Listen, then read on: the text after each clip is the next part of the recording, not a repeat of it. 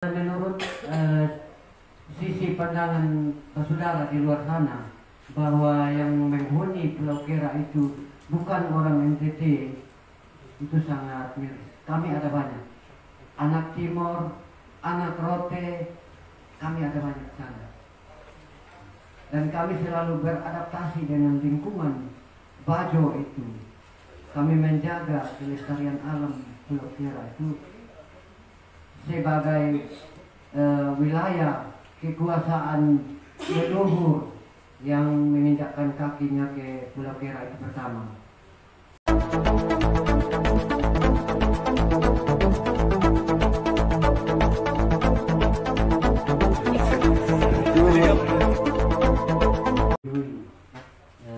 Untuk direlokasi itu pernyataannya sama juga dengan Pak Bobi Tutobi. Pernyataan yang salah, tuh, tidak benar. Kedatangan Pak Camat dan Pak Dukcapil ke Pulau Kera itu dalam rangka verifikasi data legalitas kependudukan Pulau Kera, bukan dialog tentang masalah relokasi. Itu pernyataan yang sangat tidak sesuai dengan apa yang kita inginkan bersama. Terima kasih. Pak, nama Sigi. Mungkin menanggapi pertanyaan dari teman, Bapak mungkin bisa jelaskan sebelumnya Pitobi Group melalui Bobi Pitobi menyampaikan Pitobi Group memiliki lahan 25 hektar di Pulau Kera dan mereka memiliki hak milik untuk membangun villa atau resort di sana. Dan ini sudah dibeli dari Raja Bisilisi. Nah, ini bagaimana tanggapan Bapak mereka? Itu yang pertama. Yang kedua, Pak, bila proses pembangunan ini tetap berlanjut dan juga pemerintah Kabupaten Kuta merelokasi Bapak mereka pindah dari Pulau Kera ke tempat lain, apa langkah yang akan dilakukan? Apakah akan tempuh jalur hukum? Kalau misalnya tempuh jalur hukum, seperti apa nantinya? Baik, terima kasih atas pertanyaan saudara. Pernyataan Pak Bobi Tutobi, kita sudah, mungkin teman-teman media sudah lihat di Timor Suri atau Indonesia ya, terkait dengan 40 hektar luas lahan Pulau Kera yang menurut Pak Bobi, beliau sudah mengantongi izin HGB seluas 25 hektar. Itu dapatnya dari tahun 87 dari keluarga Bisilisi. Itu menurut versinya Pak Bobi. Dari tahun 87 sampai 2017 baru diperpanjangkan lagi izin HGB-nya sampai tahun 2047. Itu poin pertama. Poin kedua, menanggapi pertanyaan Bapak, apabila mereka memaksa untuk merelokasi warga, tindakan kami tetap bertahan. Karena apapun yang terjadi, kami sudah menyatu dengan alam Pulau Kera. Pulau Kera adalah peninggalan leluhur nenek moyang suku Bajo yang diserahkan oleh keluarga Nisnoni kepada kami, dan kami tetap mempertahankan budaya kami yang sementara ini berjalan sana. Terima kasih, teman. Kalau tidak ada mungkin ini terakhir. Bapak bicara tentang Semau ini sudah terlampau lama kita dengar bagaimana pemerintah berusaha supaya orang di Pulau Kera itu pindah. Jujur hari ini kami baru tahu ternyata yang diam di pulau itu bukan orang Bajo, tapi ada orang Timor, ada orang Rote, dan lain sebagainya. Tapi kan selalu setiap ada persoalan di Pulau Semau itu, Pulau Kera itu selalu saja garis merahnya orang Bajo Muslim. Jadi selalu berkaitan dengan isu saranya sangat tinggi.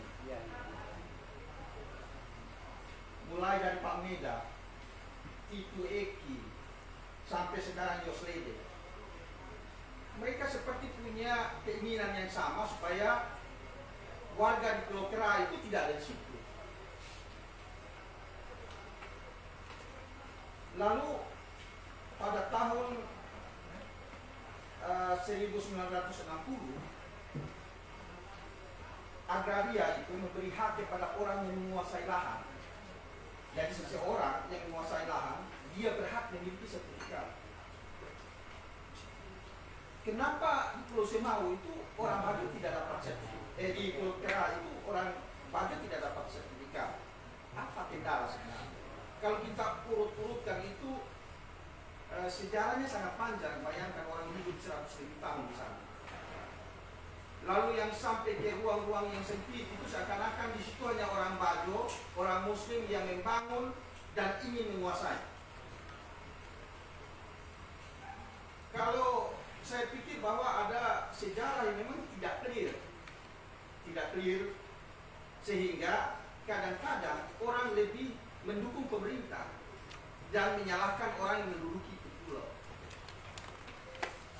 Orang berpikir mungkin dia duduki saja, lalu dia mengklaim bahwa memiliki. Tapi kan juga pada tahun 60 ada kesempatan diberikan oleh pemerintah.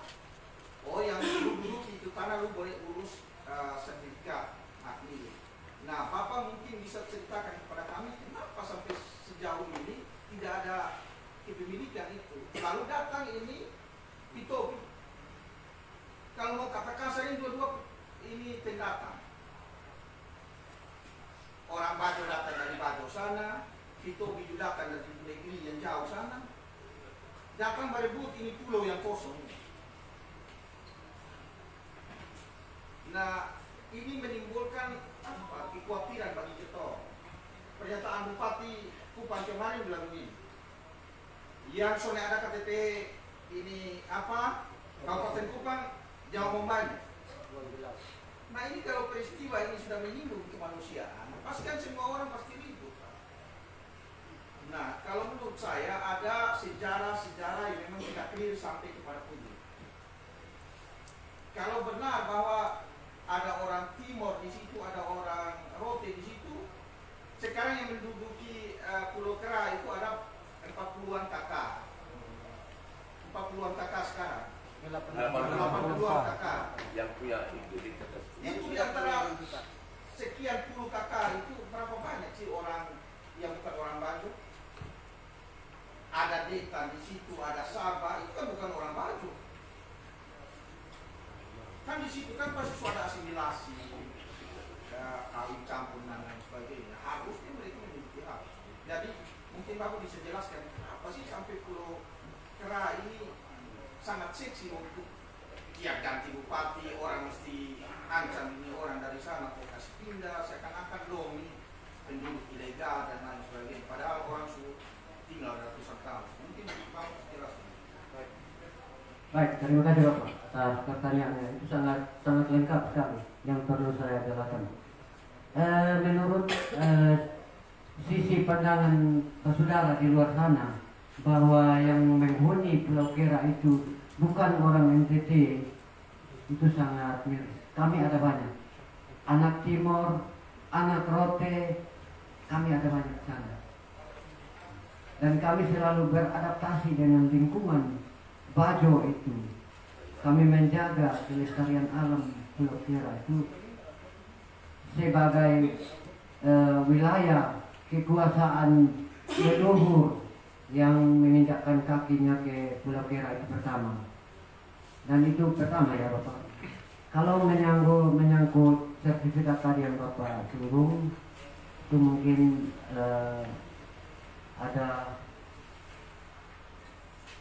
pendamping kami yang akan menjelaskan kepada Bapak masalah hukum agraria itu sudah larinya ke UPA, jadi saya tidak punya kompetensi di situ Bapak.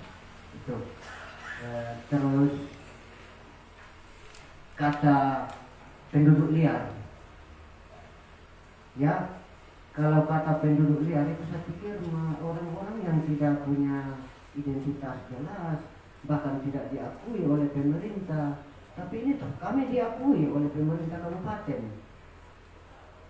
88 kakak dengan jumlah jiwa kurang lebih 500 juta.